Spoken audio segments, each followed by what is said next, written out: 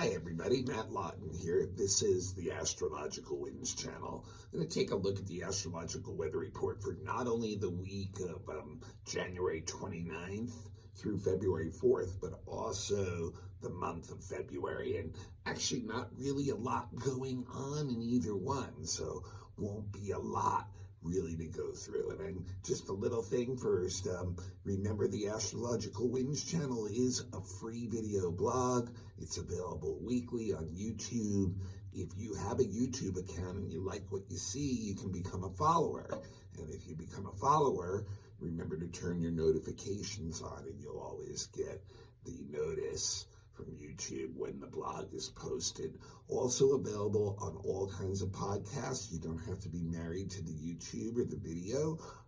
Usually just me talking to the camera anyway, and that frees you up to listen to the blog at other times. Also I post the link on Instagram, so Astrological Winds channel has an Instagram account page too. So like if you have an Instagram account, please become a follower. I post some additional information during the week on that many times. And then also the best way to always be able to find this blog or any of the blogs from the past month are on my website, and that's at www.astrologicalwinds.com. So, and that also has all kinds of information on how to contact me and get professional readings from me and things like that. And I'm adding more content and other stuff all the time on that. So I will, check that out when you get a chance, and I will continue to update it and let you all know. Remember, it's a free service, so I do ask that you pass the link on to somebody in payment. And if you'd like to make a donation, that would be great. My Venmo handle is at Matthew-Lawton, L-A-U-T-E-N. Also, remember, if you're not an expert in astrology but have interest, don't get lost in the terms that I use astrologically. You want to hear the interpretations mainly in between. That's what you want to work with, that energy. You don't have to know why, but if you know what the energy is, it helps have hopefully a more harmonious week for you if you work with it correctly. So I'm going to do the weekly first. There's three things I want to mention in the weekly. And it starts off today, on Monday. It's a very, very potent seeding time. And you guys may have heard me say this if you listened to the last few blogs, that, now that Uranus went direct just a couple days ago, and it's, stationed direct, so it's starting to move forward. It is the last of all the regular planets in Chiron that was retrograde. So they're all moving forward now, and they will be like that until early April when Mercury goes retrograde. So this is really an ideal time where our external world endeavors, dealing with the reality of the real world, can really be pushed forward. There's not resistance, there is much resistance to what we're trying to do. So this is really a big theme, not only for this month, but in particular today, in light of when we have a Mars trine Uranus exact today too. And what's even more potent about this Mars trine Uranus, on top of like all the planets going direct and being direct right now, is Uranus, first of all, is the last planet that went direct. So it's stationed just a few days ago. So it's very strong when it changes direction. There's a lot of extra power in a planet when it's changing direction. So, and Mars is also very strong right now too, because it's in its sign of exaltation, Capricorn, where it can really push its agenda and be a conqueror. In Capricorn, Mars is a successful conquering energy, which requires some management. When you're a conqueror, it requires what you for you to manage, that's the Capricorn part, what you've conquered, so, but you have very time-tested, true methods to do that. So Mars is very efficient in its actions when it's in Capricorn. There's a lot of wise actions involved. So so point being, you get the strong Mars, the strong Uranus, and this harmonious trine at the same time that all the planets are now direct. It's a launching point. It's a launching pad. And it's a time when the energy is very harmonious to launch. So it's like, it's like a rocket ship taking off. We can make a lot of gain, forward momentum in our actions right now. Make great leaps forward. There's a lot of potential in the energy that we release today, tomorrow, next day, even in this early part of this week. This is very potent energy to work with. However, interestingly enough, this is part of the mix too. Mars is also square the nodal axis on Tuesday, tomorrow exactly. So at the same time that it's trining Uranus, it's also squaring the nodal axis. And what does that mean? It's meaning that we are having to take actions to break in order, Mars is a very singular, subjective, ego, self-driven energy, and so is Uranus. They're about like ourselves, pushing ourselves out there, getting growth, bringing change into our lives, taking action, doing things that put us out there. And so that with the square to the nodal axis, what this is showing is that there is some disturbed relationships in our lives.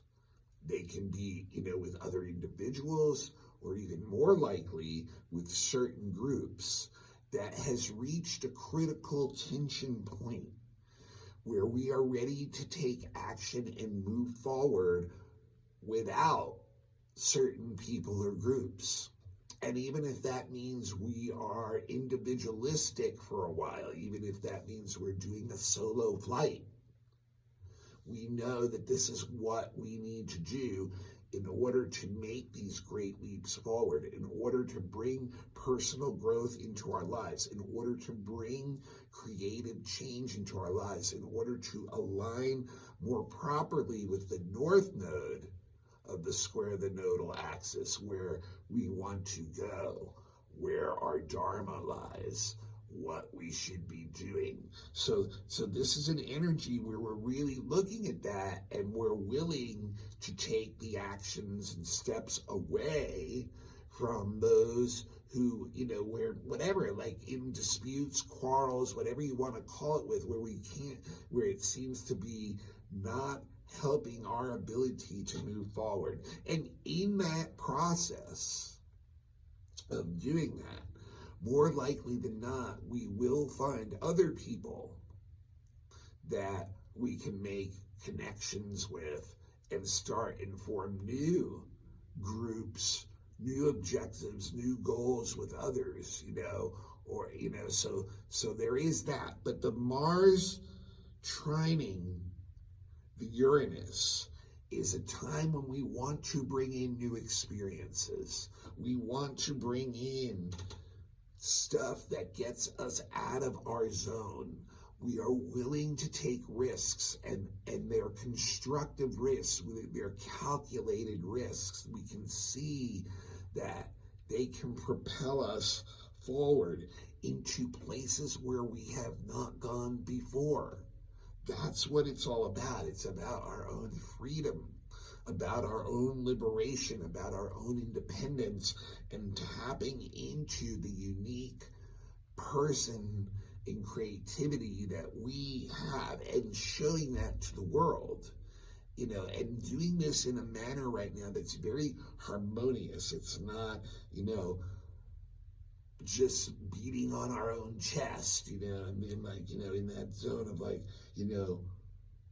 look at me. This is an opportunity where we can discover new things about ourselves. We can bring those things out, find new strong points, new talents that we have, and have that feel good. And that does feed our freedom, our independence, our degree of autonomy that we have. And that does give us the ability to make a great leap forward in a short or compressed amount of time.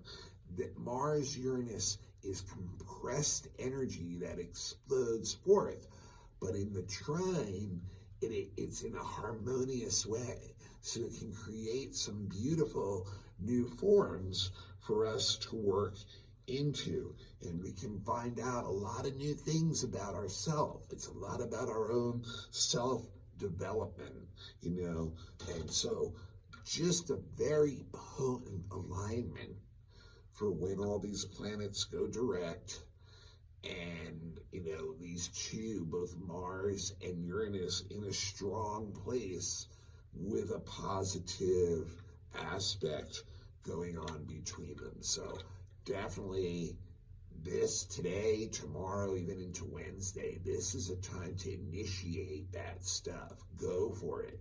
Take the risk that you can see that's worthy, that will propel you forward and away from those who would try to take away that uniqueness, your freedom, your independence.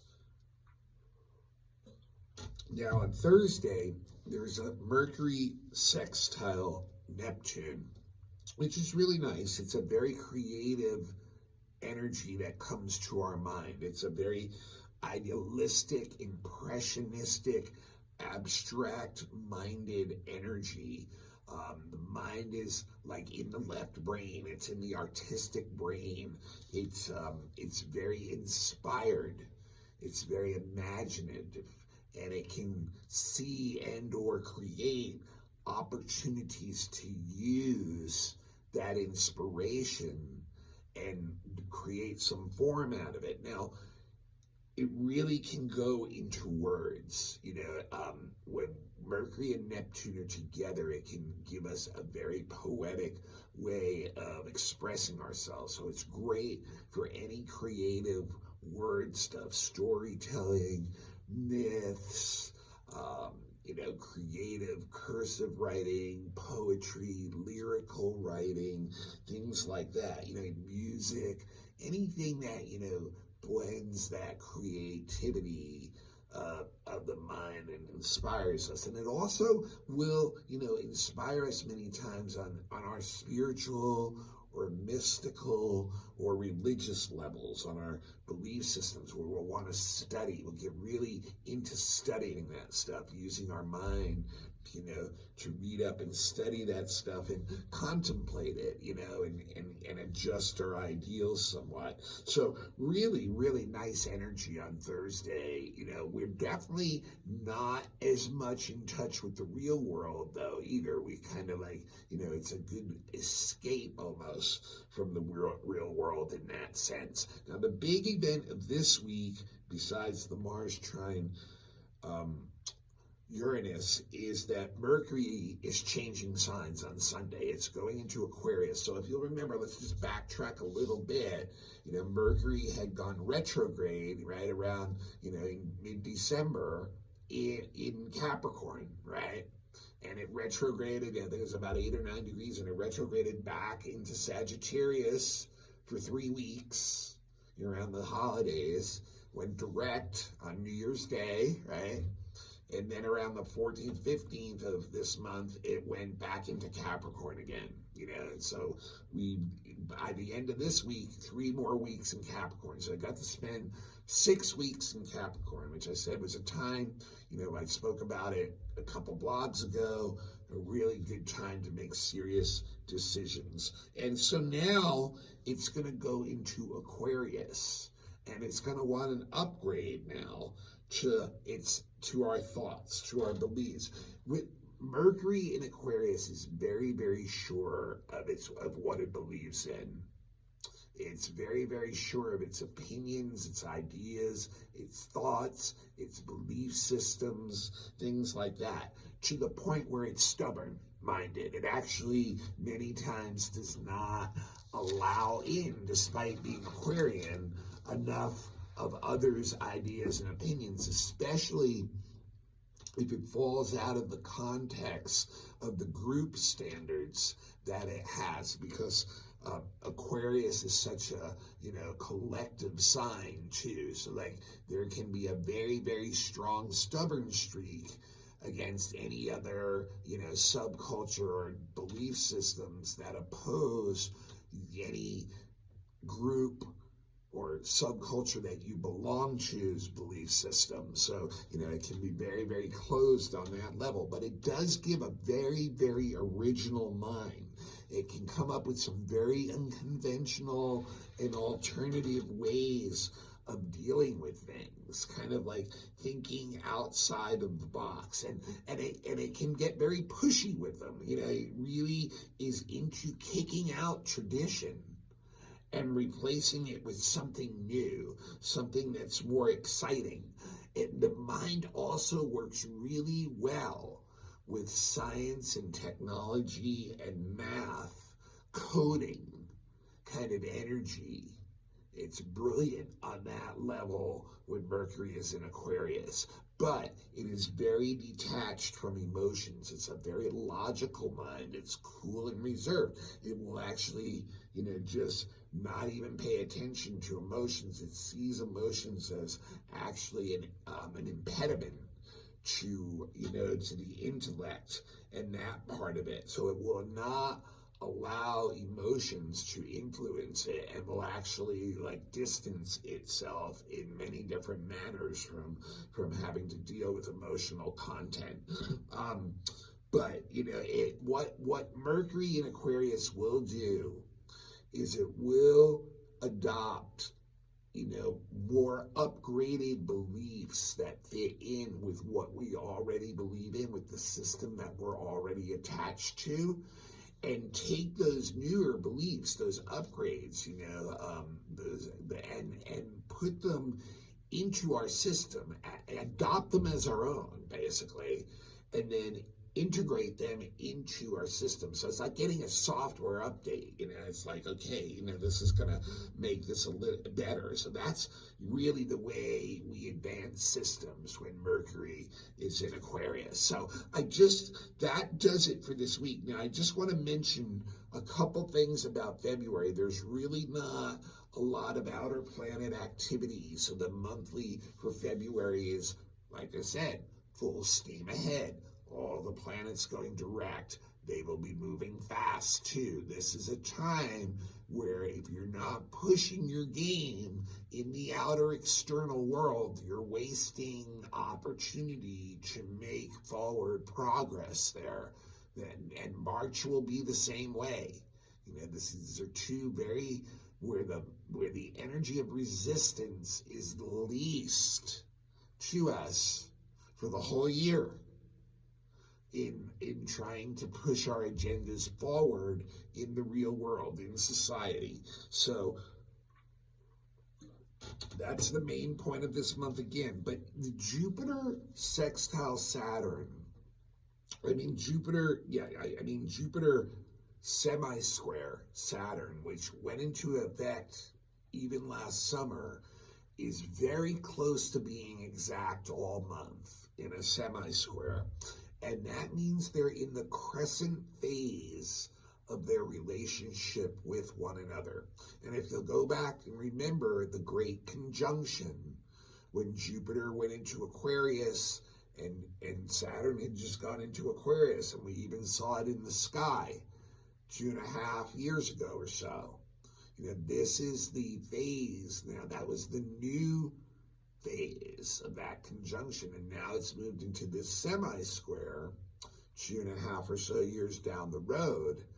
And this is a time where it's a very delicate time. Whatever those ideas that you had back then that were being planted, and many people had a lot of amazing ideas, this is a time where reality really slows them down really frustrates them. They're in a delicate condition. If they were a plant, they would be a seedling right now, and they would be subject to the whims of nature, wind, storms, rain, too much heat, so needing protection.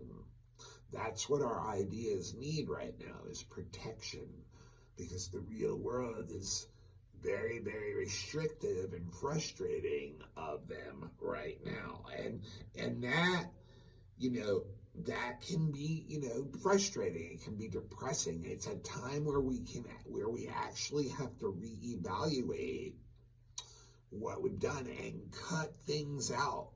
Know what we need to cut out and know where to move forward. And it's not easy to discern right now. It is a very confusing time. It's hard to be optimistic about a lot of the stuff. A lot of the reality that's coming into us right now is showing that we have a lot of things that are slowing us down.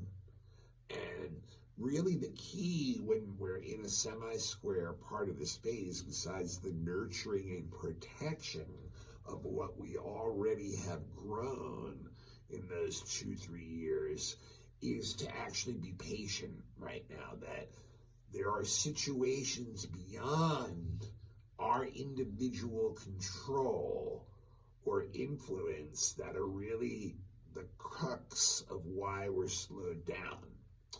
And we just have to allow those situations to develop more, so that they create new opportunity for us in a year or two down the road. And then we'll know how to move forward.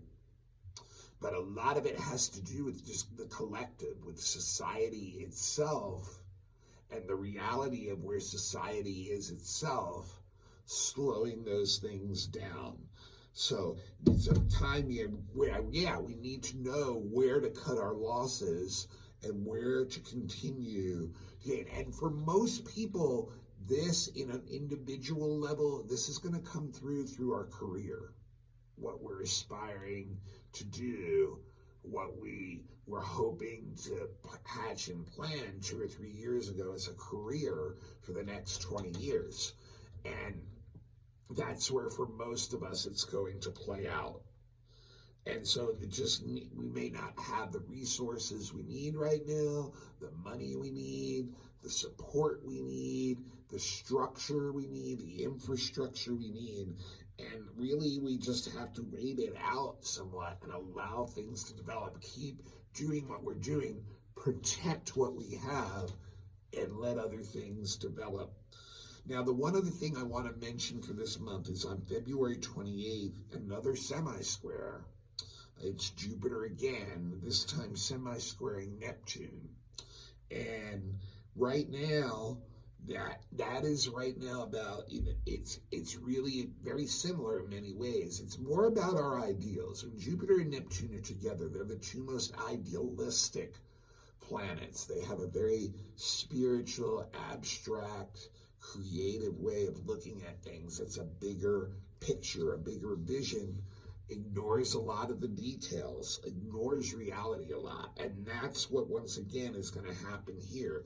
The ideals and the spiritual viewpoints that we have are going to feel very, very frustrated by the real world. What the real world seems to be not agreeing with what our ideals are, and it almost makes them feel like they're irrelevant at times, that, that they're impractical, that they're never going to fit into the real world. So it can be very frustrating on that level. It can really get us into a place where, where we can be, are disenchanted with what's going on, because our ideals are just not working in the real world. And it's it can, we have almost like, what it really is we're almost a little too optimistic and idealistic, and have like a Pollyanna view of our ideals, and so we can really be off with them in relation to the real world. It's like, literally like spiritual delusions and things like that. And we give in very easily. We give up very easily. We can be very generous too and optimistic, but to the point of a fault where we can allow others to take advantage of that. We're playing the martyr, playing the victim, things like that. So once again, an energy, because it is a semi-square, that has to develop more in order to find out where it's going. And in the meantime, it can be very confusing to figure out where to go, and our judgments can be very off. So a couple of those things like that in February. But like I said, the main thing to remember for February is full speed ahead, really, with our real world stuff. Don't allow our, these ideals that we'd like to really see to distract us too far off from our real world stuff that we're trying to accomplish. Because right now, that world will cooperate the most with us that it will all year over the next month or two. All right, this is Matt Lawton. This is the Astrological Winds channel. This is a free service I've been doing for years. It's been on YouTube for several years now.